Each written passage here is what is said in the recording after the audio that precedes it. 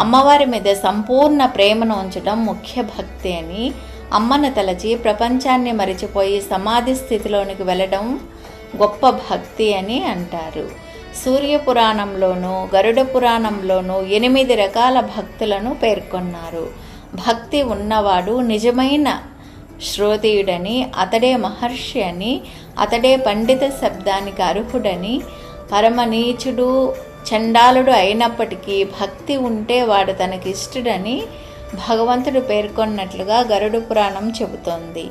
మానవుడు నిత్యం ఎన్ని పాపాలు చేసినా పశ్చాత్తాపం చెంది దశవిధ భక్తి మార్గాలను అనుసరిస్తే వాడి పాపాలనే అరణ్యాలను భక్తి అనే దావాగ్ని దగ్ధం చేస్తుందని నారద పురాణం చెప్తోంది.